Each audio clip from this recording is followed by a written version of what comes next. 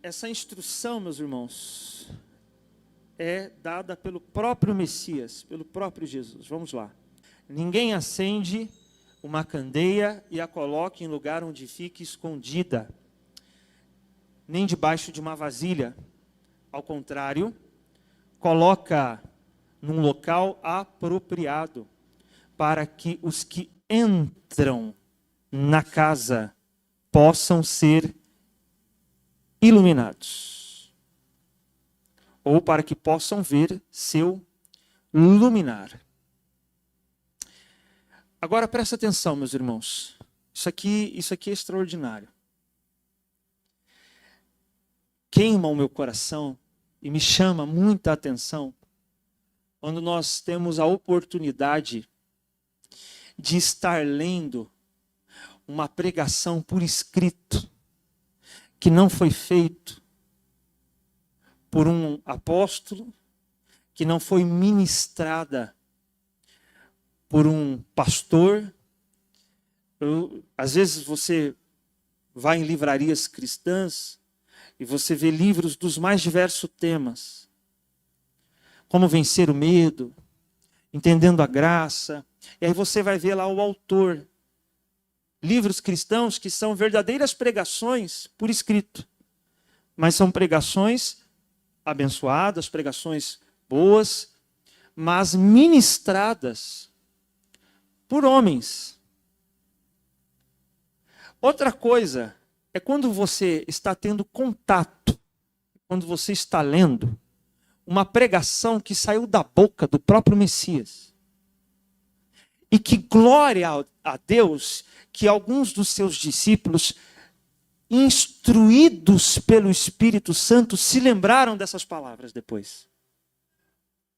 Porque nós teríamos o risco, meus irmãos, dos discípulos caminharem 3 anos e meio com Jesus.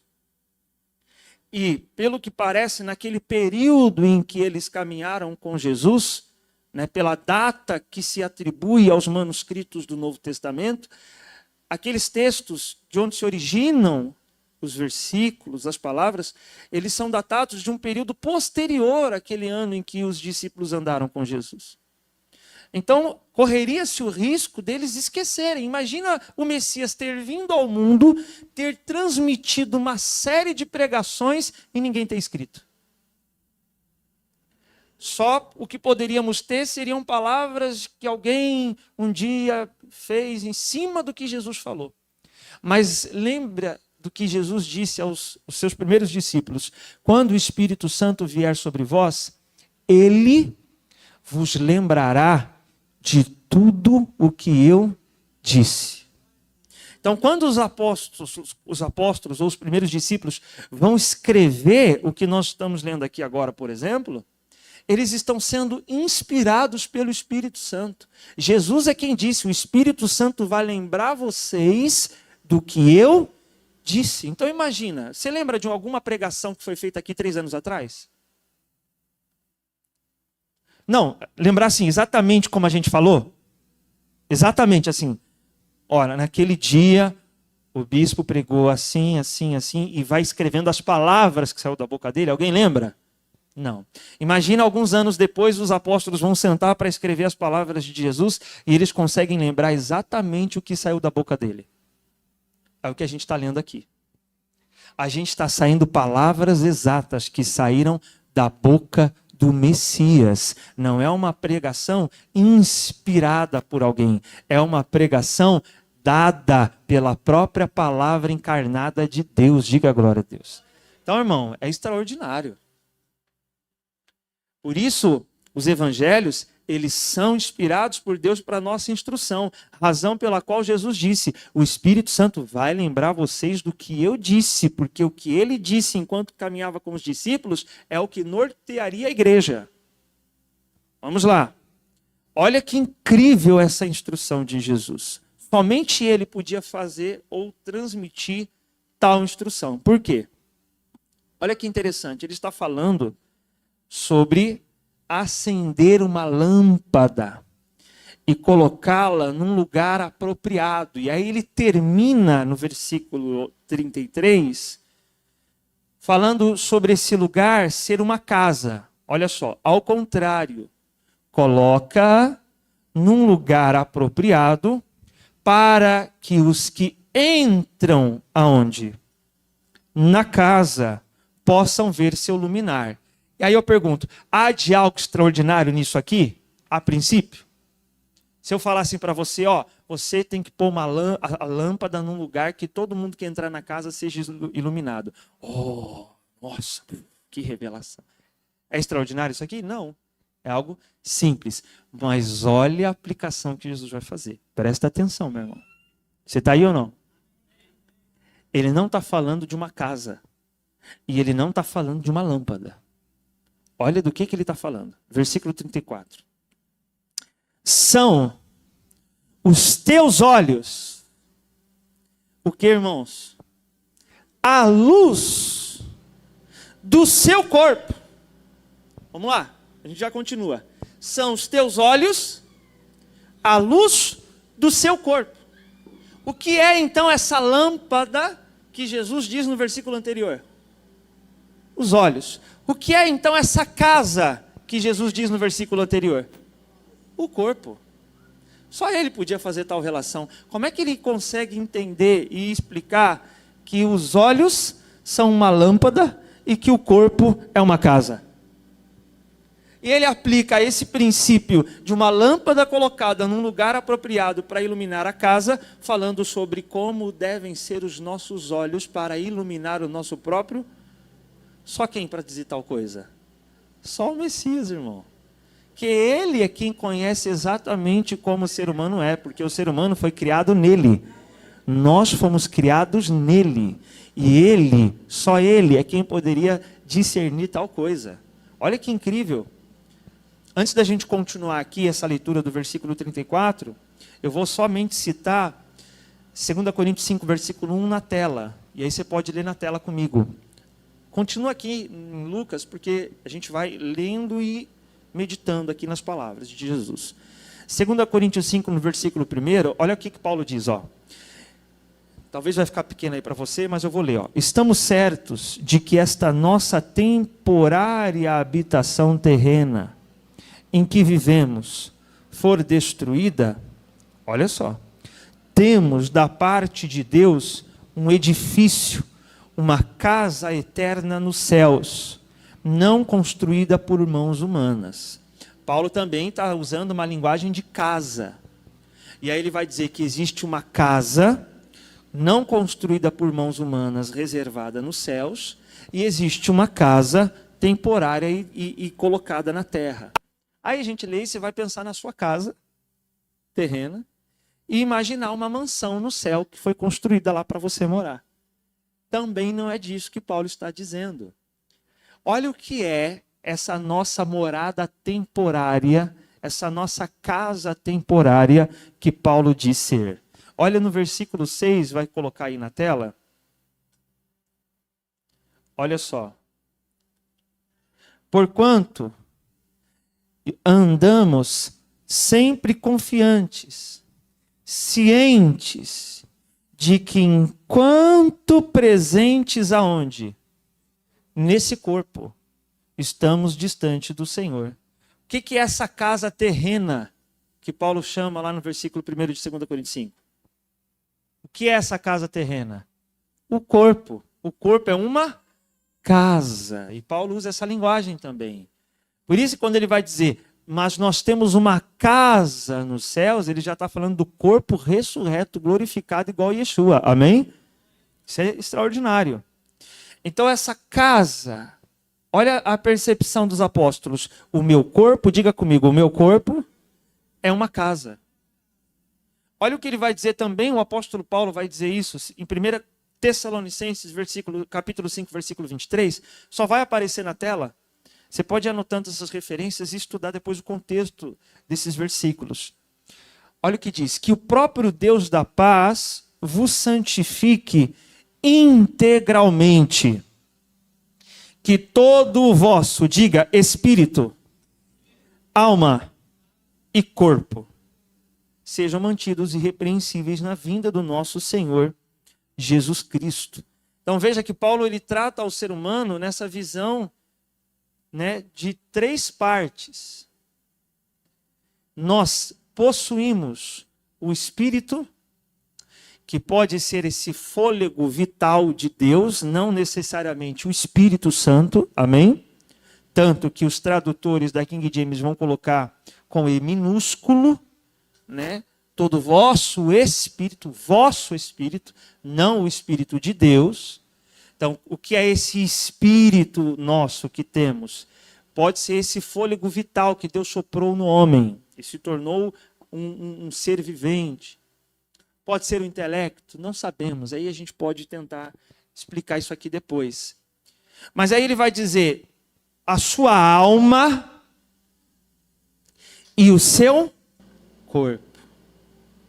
Se nós, então, temos, vamos colocar aqui o Espírito como esse fôlego divino em nós, mas o corpo como uma casa, e a alma?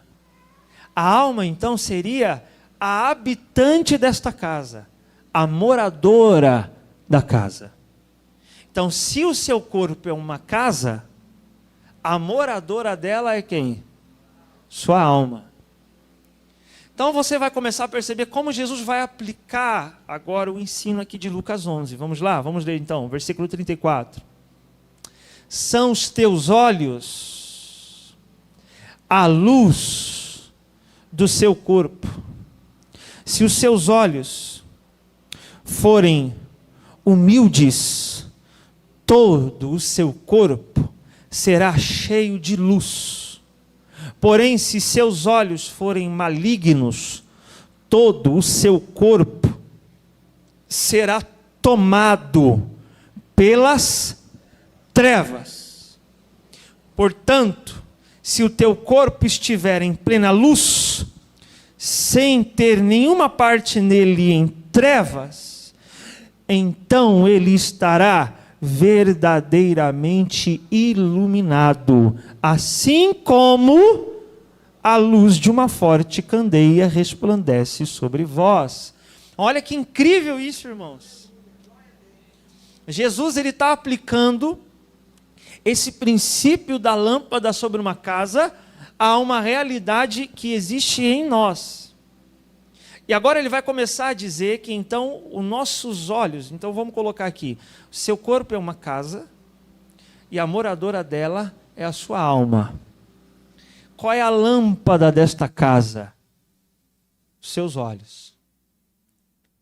Jesus vai dizer que iluminar ou permanecer em trevas na sua alma vai depender da lâmpada. E a lâmpada são os nossos olhos. Perceba então que ele vai dizer que essa lâmpada pode estar apagada, o que vai manter a nossa alma em trevas, que no caso seria o que isso? O que é essa lâmpada apagada? Lá no versículo 34. O que é a lâmpada estar apagada?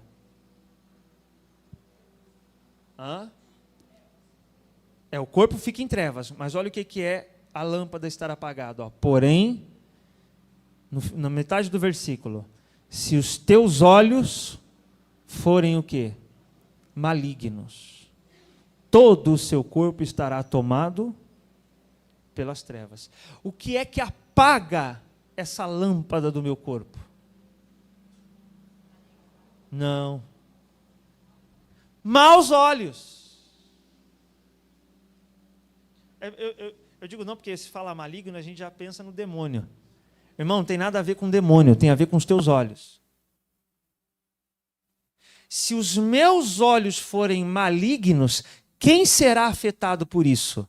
A pessoa para quem eu olho com maldade ou a minha própria alma que ficará em trevas? Nós olhamos o outro com maldade, achando que nosso mal olhado irá afetá-lo, quando na verdade o afetado estamos sendo nós mesmos, deixando nossa alma em trevas. Tem muita gente, irmão, que tem medo de olho mau. Zeca Pimenteira. Mas tem muita gente que não teme o seu próprio mal olhado. Os seus olhos maus são o que te afetam e não os olhos maus do outro. É isso que Yeshua está dizendo. Olha como ele vai aplicar isso logo em seguida.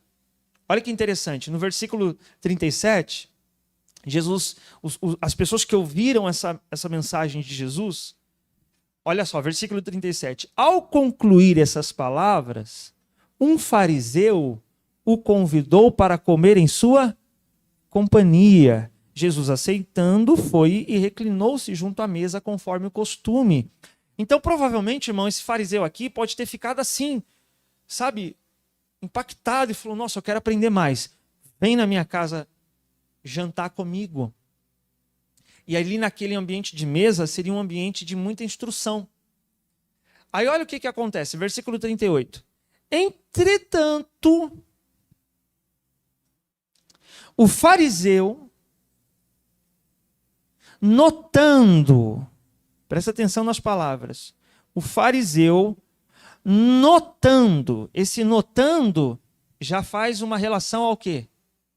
Aos olhos do fariseu. Vamos lá. Notando que Jesus não se lavara de acordo com a tradição cerimonial que antecede as refeições, ficou como? Então veja, Jesus vai sentar para participar daquela refeição e esse deixar de lavar as mãos não se tratava de uma questão higiênica, né? Você vai dizer, pô, Jesus não lavou a mão antes de comer, né? Não, irmãos, era um lavar cerimonial. A tradição farisaica era a seguinte: chegou em casa? Pois bem, sua casa é um templo, sua mesa é um altar. E assim como o sacerdote lava as mãos antes de oferecer o sacrifício, você tem que lavar as mãos antes de comer sua refeição. E aí eles lavavam as mãos até a altura aqui do ombro, num ato cotovelo, ombro, misericórdia. Cotovelo, de maneira cerimonial. A ideia ali é que o contato que possivelmente eles possam ter tido com algum animal impuro, com alguém impuro, acabou os tornando impuro. Então eles lavavam as mãos para, num ato cerimonial, se purificarem. Jesus vai fazer isso? Não. Aí alguém vai ler isso aqui, tá vendo? Jesus foi contra a lei de... Não, meu irmão, isso aqui é uma tradição. E aí, tradição dos homens. E aí, Jesus não vai fazer isso. E para um fariseu, qual que seria a ideia? Pô, ele está impuro. Ele deve ter tocado em algum lugar. Como é que ele vai comer assim?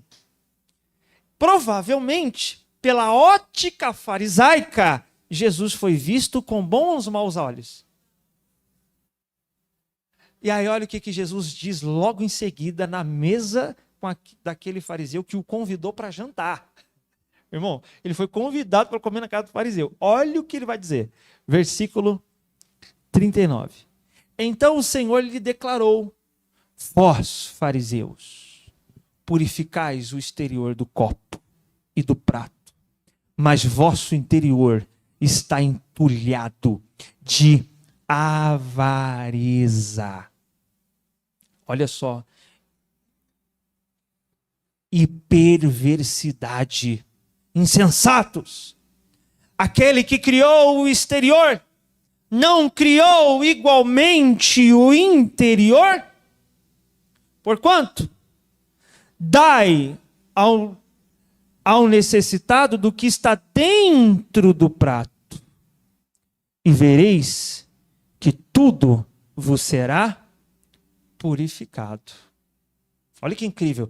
Se o interior estiver purificado, o exterior, ou seja, a pessoa que tem maus olhos, esses maus olhos nada mais são do que um reflexo de uma impureza e de uma maldade que está onde? Dentro. Ele diz, se você limpar dentro, você vai começar a ver as coisas com pureza. Olha na casa do cara que o convidou para jantar. Vai vir mais, olha só. Mas ai de vós, fariseus, que dais o dízimo da hortelã, da arruda, das hortaliças e desprezais a justiça e o amor de Deus. Devias, contudo, praticar essas virtudes sem deixar de proceder daquela forma. Ai de vós, fariseus, pois amais os lugares de honra nas sinagogas e as saudações em público. Ai de vós, porque sois como sepulturas que não são vistas, por sobre as quais os homens andam sem saber. Ou seja, as pessoas olham para vocês e não conseguem ver o que está onde? Dentro, mas eu vejo. Jesus disse, eu vejo o que está dentro de vocês. Lembra do que foi dito pelo profeta Samuel, ou por Deus ao profeta Samuel? O profeta Samuel chegou, viu os filhos de Jessé enfileirados, todos fortes, homens de guerra. Samuel vai logo para o mais forte e diz, é este. Tenho certeza. E aí Deus vem para o profeta e diz, Samuel, não é nenhum destes, porque eu não vejo como o homem vê. O homem olha o exterior. Eu, o Senhor, enxergo o interior do homem. Olha que forte que Yeshua está dizendo aos fariseus. E aí, não poderia ser diferente. Olha o versículo 45. Então um dos advogados da lei advertiu a Jesus, mestre, quando dizeis essas palavras, também o quê? Nos ofende. Pô, Jesus.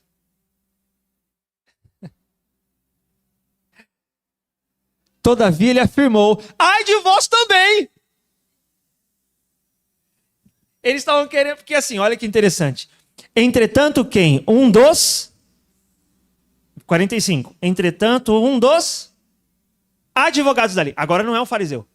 Jesus estava falando para os fariseus. Agora, um dos advogados da lei, provavelmente eram os escribas. Algum escriba que estivesse ali. E embora Jesus não tivesse dito diretamente a ele, ele disse, Jesus, eu sei que não foi comigo. Aí Jesus vai dizer, não, foi para você também. Quem disse que não foi para você? Olha o que a gente pensa, A gente às vezes ouve uma repreensão e diz, não, poxa, eu também estou me sentindo mal, que eu sei que não é para mim. Não, é para você. É para mim também. Olha só. Todavia ele afirmou, ai de vós também, advogados da lei, porque sobrecarregais as pessoas com fardos, que dificilmente podem carregar. No entanto, vós mesmos não levantais um só dedo para ajudá-las. Ai de vós, porque edificais os túmulos dos profetas, sendo que foram os vossos próprios antepassados que os assassinaram. E aí ele vai começar a fazer uma série de críticas num jantar. Meu Deus. Aí olha o fim da história aqui, para eu adiantar.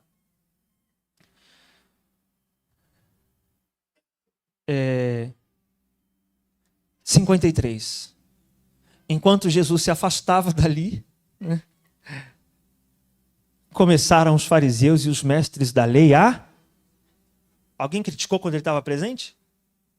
Olha aí, ó. Gente, eles tinham acabado de serem repreendidos por Jesus, eles tinham que se arrepender. E Jesus saiu, deu as costas, começaram a criticá-lo. Você veja, irmão, que não é falta às vezes de palavra, é falta de quebrantamento no coração.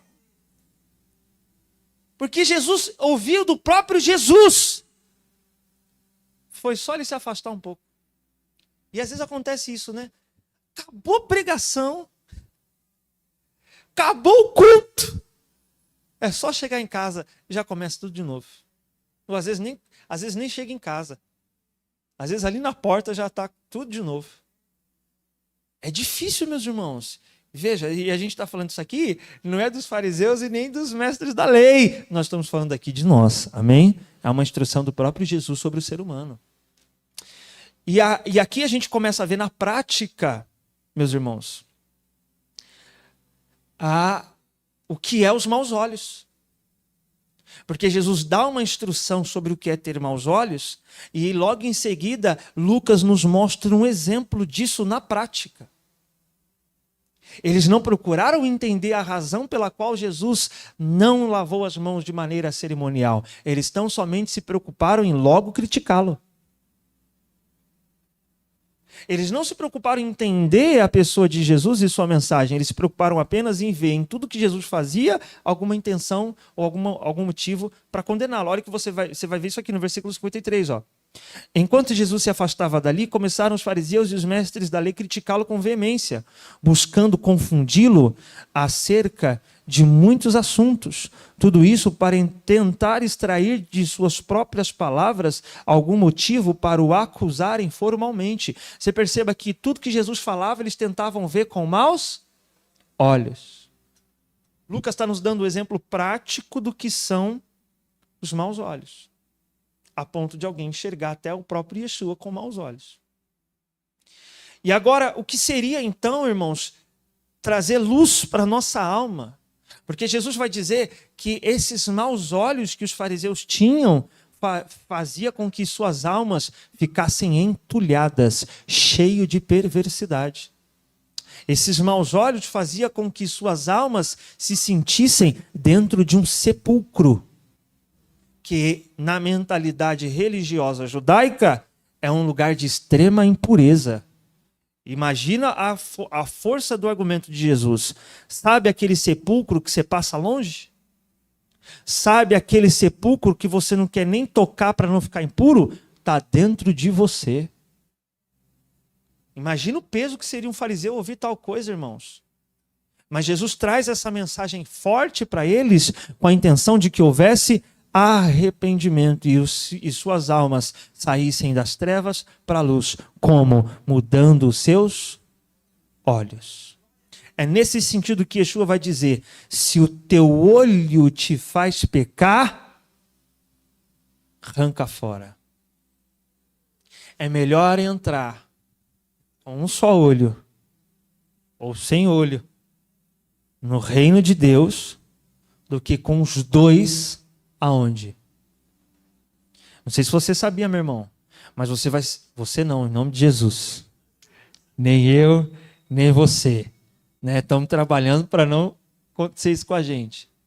Mas os que forem condenados serão lançados no lago de fogo e enxofre no corpo. Vai ser a chamada ressurreição dos ímpios para a condenação. Vai ser um dos temas de Apocalipse. Vão ressuscitar para o julgamento do grande trono branco. E depois desse julgamento, um buraco vai se abrir com um lago de fogo e eles serão lançados no corpo. Por isso Yeshua disse: seus 2 olhos, suas 2 mãos, seus 2 pés podem ser lançados no lugar onde o fogo não apaga e o verme não morre. Por isso Jesus está dizendo que nós podemos, irmãos, lançar até mesmo nossa alma no inferno por causa dos nossos. Imagina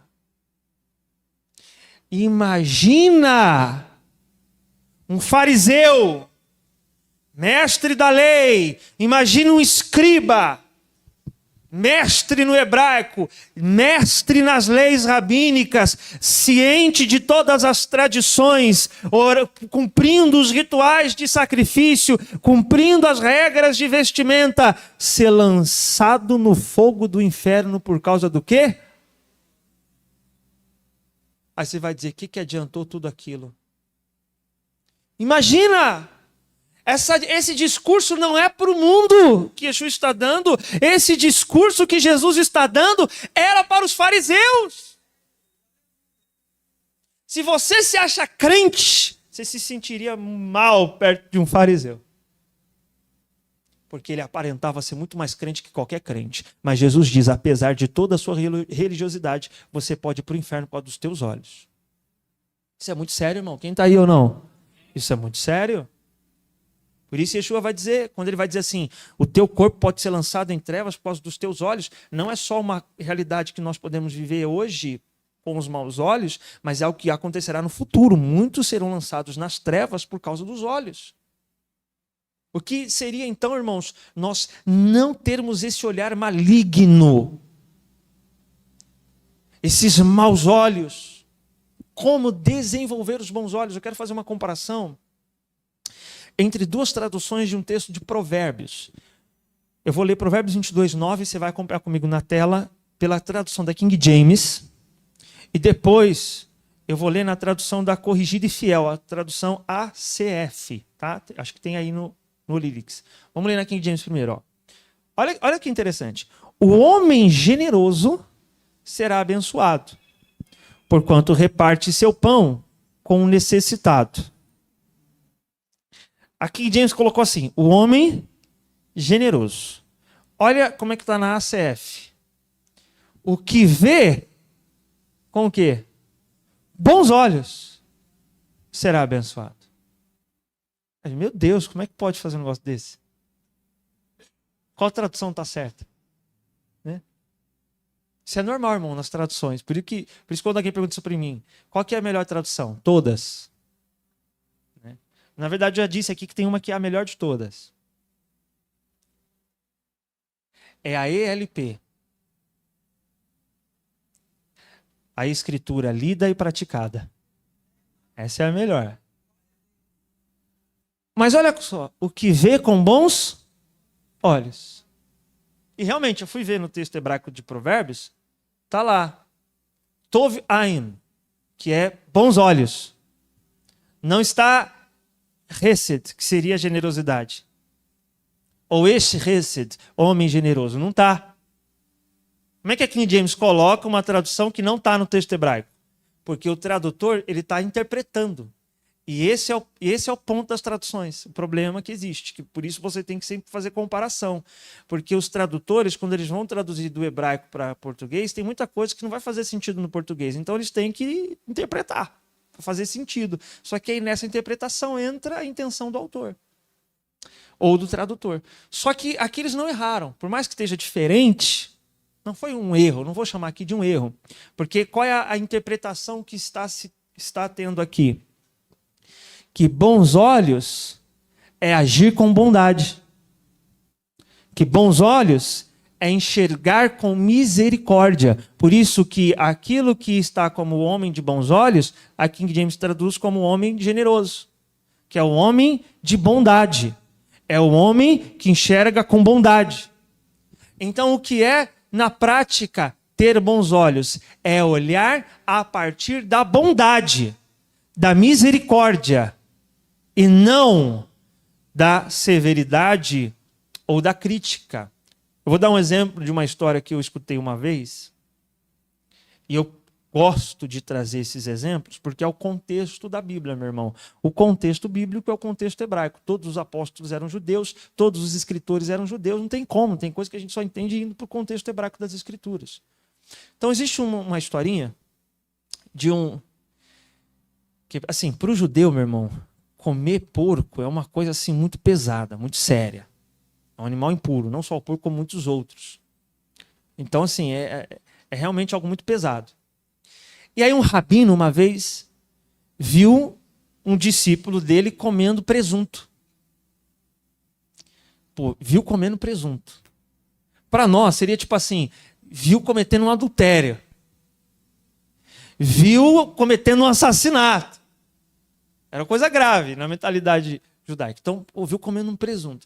Aí ele pensou assim, não, eu acho que ele tem algum problema de saúde, uma anemia, alguma situação assim de vida, de risco de vida, que não tinha outra coisa, ele acabou tendo que comer o presunto. Quer dizer, ele estava tentando olhar com bondade, com bons olhos. Aí ele chegou para esse e falou, pô, fulano, eu tô vendo aí que você está comendo porco, cara.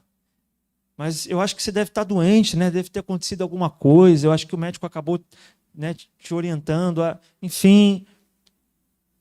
Aí ele falou assim, não. Eu estou comendo porque eu quero mesmo. Aí o rabino levantou as mãos ao céu e falou assim, ô Senhor, glória a Deus. Olha como o teu povo é abençoado. Até quando ele podia mentir, ele fala a verdade. Ou seja, naquilo que ele tinha razão para ver com maus olhos, ele escolheu uma ótica de enxergar com bondade, com bons olhos. É assim que eu olho, por exemplo, quando um irmão chega atrasado no culto. Eu posso olhar assim, que falta de responsabilidade, que falta de compromisso. Ou eu posso olhar assim, Glória a Deus, porque aconteceu alguma coisa para esse irmão não vir, mas ele veio. Aí eu vou investigar, na maioria dos casos é isso. A pessoa, não, pastor, aconteceu uma situação, não, pastor, foi um negócio que aconteceu, e realmente, e às vezes tem gente na igreja olhando e falando, que falta de compromisso. Isso é escolher olhar com bons. Aí você vai dizer assim, não, pastor, é falta de compromisso mesmo. Tá, se for, meu irmão, olhar com bons olhos não vai mudar nada para ele, mas vai mudar muito para você.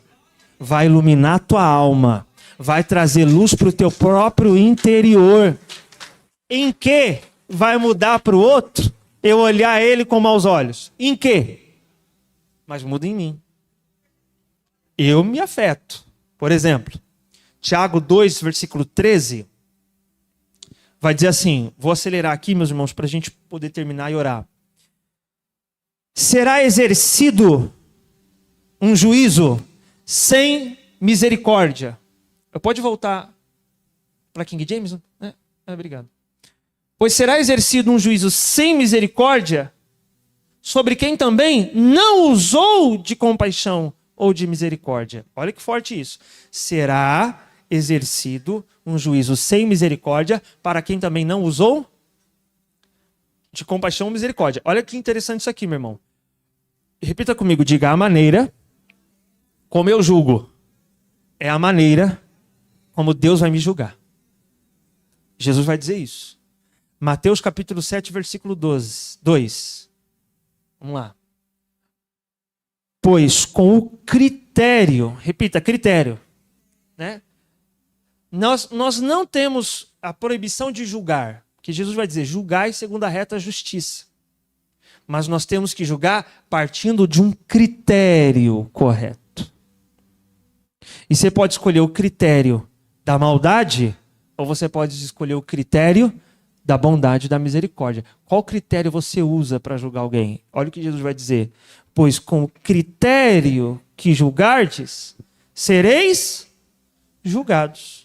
Com a medida que usardes para medir os outros, igualmente medirão a vós. Sabe qual é a ideia da medida aqui? Assim, ó, você é muito, como é que se diz? Você é muito severo com os outros? Você é muito restrito com os outros? Você não aceita erro de ninguém? Pois bem, essa mesma medida vai ser usada com você. Você não dá espaço para a pessoa errar? Você acha que ela não pode errar? Você não dá espaço para a pessoa fazer coisas que não deveria porque você acha que não pode? Você não dá essa medida que você usa, é uma medida pequena, curta? Você é ali muito na linha com os outros? Então Deus vai ser assim com você. Aí a gente vê a hipocrisia das pessoas que são severas no julgamento do outro, mas não é tão severa quando se trata de quem? De si mesma. E aí Yeshua vai dizer, pois é, assim será no seu julgamento. Por que eu preciso olhar com bondade? Porque eu preciso da bondade de Deus quando eu errar. Eu tenho que olhar o outro com misericórdia quando ele errar comigo, porque eu preciso que Deus me enxergue com misericórdia quando eu errar com ele, porque eu vou errar. Não se trata, irmão, de usar de misericórdia para receber misericórdia do outro. Se trata de usar de misericórdia para receber misericórdia de Deus. Quando você olha com bondade, você está plantando, e essa colheita vai vir sobre a tua vida. Ainda que o outro despreze, ainda que o outro faça descaso, irmão, isso vai iluminar você e não o outro. A lâmpada da tua alma são teus olhos, ela ilumina você. Por isso, nós vamos observar uma história na Bíblia, e eu não vou ter tempo de ler ela, só vou citá-la. Os irmãos conhecem bem o profeta Natan. Antes de decidir qual juízo seria dado a Davi, ele conta uma história de um homem que havia tomado uma ovelha de um homem pobre. E aí Natan cria toda aquela narrativa e pergunta para Davi, e aí Davi, qual o veredito? Davi pensava que estava julgando quem? O outro. Sabe o que Natan está fazendo? Eu vou ver qual é a medida que Davi usa para julgar quem? O outro. E essa mesma medida eu vou usar para julgar ele. E aí Davi se revolta e diz, esse homem deve ser morto. Aquela medida foi usada para determinar o juízo que viria sobre Davi. O filho dele morreu. Você está entendendo ou não? Natan queria saber qual era a medida que ele ia usar. qual é o critério que ele ia usar. E os céus estão atentos ao critério que você usa na hora de julgar alguém, porque esses critérios serão lembrados na hora que os céus forem julgar você. Por isso que nós temos que tomar cuidado e olhar com misericórdia. Olha o que Jesus fala, de novo, uma palavra do próprio Messias Yeshua. Mateus 5, versículo 7, olha o que ele diz. Mateus 5, 7. Bem-aventurados os misericordiosos, porque alcançarão misericórdia. Diga glória a Deus. Bem-aventurados, alcançarão. Então estou plantando misericórdia para mim. Eu alcançarei a misericórdia que estou usando para com o meu próximo. Para adiantar, olhar com bons olhos, meus irmãos, também não é só olhar o outro com bons olhos, mas é olhar a vida a partir dos bons olhos. Houve uma certa ocasião na vida de Moisés que ele não vai enxergar a bondade de Deus diante das atrocidades, diante dos castigos que Faraó estava impondo sobre os hebreus. Moisés vai chegar para Faraó, tira o povo do Egito, deixa o povo ir, Deus me mandou aqui, manda o povo embora. Aí, ao invés de Faraó mandar o povo embora, ele piora a situação do povo no Egito. Veja, quem mandou Moisés ir falar com Faraó? O próprio Deus. O que Moisés vai pensar com isso? Olha só, Êxodo 5, 22, só vou ler rapidão. Vamos lá. Êxodo 5, 22. Então Moisés, voltando-se para o Senhor, suplicou: Senhor, por que? O que, gente? Maltratas este povo? Por que me enviaste? Veja, poxa, o Senhor foi quem me falou para falar com o Faraó. Eu falei com o Faraó, a situação piorou. Então quem na verdade está maltratando o povo não é Faraó. Quem está maltratando o povo é quem? É o Senhor. Moisés conseguiu ver bondade naquela ação de Deus? Não. Aqui houve uma falha na fé de Moisés. Ele não conseguiu enxergar naquele juízo que estava sendo feito um ato de bondade.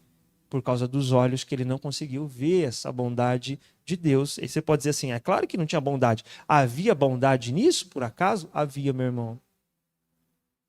Havia. O conceito é que quando Moisés fala com o Faraó e as coisas começam a piorar, aquela piora era Deus acelerando o tempo de juízo que eles tinham que padecer no Egito, para que aquele tempo, uma vez sendo acelerado, eles pudessem sair logo em seguida. Então Deus estava acelerando. É igual quando Deus fala para Davi, Davi, escolhe 3 juízos, depois que ele peca. Agora é outro pecado, irmão. Davi teve um pecado. É outro pecado. Davi faz o censo lá dos soldados, e aí Deus chega para Davi e fala assim, olha, escolhe 3 juízos. Você quer 3 anos de guerra? Você quer 3 meses de fome? Ou você quer 3 dias de praga? Só no primeiro dia de praga morreu 72 mil pessoas. Perceba o seguinte, 3 anos era mais tempo, só que o juízo era menor. 3 meses era menos tempo, só que o juízo era maior. 3 dias era menos tempo ainda, então o juízo seria ainda mais pesado. Então quando Deus aumentava o juízo, era ele acelerando o tempo necessário para a reparação daquele pecado. Você está entendendo ou não? Então havia uma bondade de Deus naquilo ali. Só que Moisés não conseguiu enxergar. Então o que é enxergar com bons olhos? Enxergar com bons olhos, irmãos, é enxergar a situação, em todas as situações, uma bondade de Deus. Sabe o que Paulo vai dizer? Nesse conceito que eu estou falando de juízo, 1 Coríntios 11, 32, vai aparecer aí na tela. Paulo vai dizer assim, 1 Coríntios 11, 32. No entanto, quando somos julgados pelo Senhor, estamos sendo corrigidos, a fim de que não sejamos condenados juntamente com o mundo. Veja, há bondade de Deus quando Ele nos julga? Há! Qual bondade? Eu estou fazendo isso aqui com vocês agora, porque o mundo eu vou tratar no fim. O ímpio, eu vou pegar ele no juízo. Mas você não, eu não quero que você passe pelo juízo. Por isso eu vou te corrigir agora. Essa é a diferença entre o justo e o perverso. O perverso, Deus irá cobrar dele no juízo. mas o justo, Deus o corrige aqui, para que ele não sofra no juízo. É isso que Paulo está dizendo. Há uma bondade de Deus quando ele julga a igreja. Se ele está, irmão, se você está percebendo, e a gente tem que perceber isso, não, eu estou sofrendo um certo juízo, porque eu estou errando nisso e naquilo. Há uma bondade de Deus, porque ele está corrigindo você agora para você não ser condenado lá na frente. Há uma bondade em todos os atos de Deus, diga glória a Deus. Em todas as ações de Deus há uma bondade. Por isso Paulo vai dizer, Deus age em todas as coisas para o bem dos que o amam. Jeremias 29, isso eu quero que você leia comigo, eu pedi para você marcar. Jeremias 29, versículo 10. Se você não achou, não tem problema não, vamos ler na tela, eu já vou terminar. Assim diz o Senhor, quando se completarem os 70 anos da Babilônia, eu cumprirei a minha promessa a vosso favor de trazer-vos de volta para este exato lugar. Porquanto somente eu conheço os planos que determinei a vosso respeito, declara o Senhor, planos de vos fazer prosperar e não de vos causar dor e prejuízo, planos para vos dar esperança e um futuro melhor. Então me invocareis e chegareis a mim para orar, e eu vos darei toda a atenção. Vós me buscareis e me encontrareis quando me buscardes de todo o coração. Presta atenção, Jeremias está falando isso aqui para uma geração que ia ir para a Babilônia, ser exilada. Eles iam sofrer o juízo. Mas Deus diz através do profeta, não achem que eu estou enviando esse juízo para o mal de vocês. Eu estou enviando esse juízo porque na minha ação eu viso uma bondade, fazê-los prosperar, dá-los um futuro melhor. Ou seja, naquele juízo havia uma bondade. Deus está dizendo, não pensem que eu quero o mal de vocês. Eu sei o plano que tenho para vocês. Eu sei. E esse plano não é mal. Esse plano é bom. Enxergue em todas as coisas a bondade de Deus. Há uma bondade divina em tudo, meu irmão. Em tudo. Somos nós que não enxergamos. Veja que o profeta Jeremias vai dizer assim, então me invocareis. Ou seja, depois disso tudo vocês vão me invocar. Sabe, a gente tem que agradecer, Senhor, glória a Deus por essa situação, porque ela tá me levando a te buscar mais. Senhor, glória a Deus por isso, porque depois disso eu me consertei. Quantos problemas nos quais hoje você pode agradecer a Deus, porque através deles você se consertou diante de Deus. Não é verdade, irmão? Havia uma bondade de Deus naquilo, isso é extraordinário. Nós precisamos ter um coração, e Yeshua vai dizer assim, os limpos de coração verão a Deus. Olha que interessante. Diga comigo, eu não enxergo as coisas como são. Diga, eu enxergo como está meu coração. É assim que a gente enxerga. Paulo vai dizer em Tito, capítulo 1,15, para os impuros tudo é impuro. Para o puro, tudo é puro. Como é que uma pessoa com um coração impuro vai enxergar um Deus puro? Por isso Jesus vai dizer, os limpos de coração verão a Deus. Ele não está falando de ver a Deus no futuro apenas, não na eternidade. Ele está dizendo que se você tem um coração limpo, você vai ver Deus em tudo. Em tudo. Aconteceu uma situação, mas como seu coração é limpo, você vê Deus naquilo. Em todas as coisas você vê Deus pela limpeza e pureza do próprio coração. Isso é extraordinário. Por isso Yeshua diz, os limpos de coração verão a Deus. Porque quem tem um coração limpo enxerga Deus em tudo. Onde é que Jesus enxergava a Deus? Jesus enxergava a Deus nos lírios do campo. Jesus enxergava a Deus nas aves dos céus. Jesus enxergava a Deus em tudo. Se nós tivermos uma pureza de coração, nós veremos a bondade de Deus. Eu quero terminar lendo o Salmo 139 para nós orarmos. Versículo 7. Salmo 139. Versículo 7. Para onde poderia eu fugir do seu espírito? Para onde poderia correr e escapar da sua presença? Se eu escalar o céu, aí estás. Se me lançar no leito da mais profunda sepultura, igualmente aí estás. Se eu me apossar das asas da alvorada e for morar nos confins do mar, também aí a tua mão me conduz, tua destra me ampara. Se eu cogitar as trevas, ao menos haverão de me esconder. e a luz ao meu redor se tornará em noite, constatarei que nem as mais densas trevas são obscuras para o teu olhar, pois a noite brilhará como meio-dia. Porque agora pega isso aqui, irmão. Você está aí ou não? Leia o final do versículo comigo. Diga: porquanto para ti as trevas são luz. Para Deus, o que você enxerga trevas, Ele vê luz. Para Deus, onde você enxerga o mal, Ele enxerga o que há de bom que virá daquilo. Para Ele, as trevas são luz. Que essa seja a nossa visão. Que até nas trevas você tenha a capacidade de ter bons olhos para enxergar luz. Fique de pé no seu lugar. Eu quero orar o que Paulo ora pela igreja. Vai aparecer aí na tela, Efésios 1:18. Paulo diz assim: oro ainda para que os olhos do vosso coração sejam iluminados. Vamos orar por isso. Feche os seus olhos, Pai.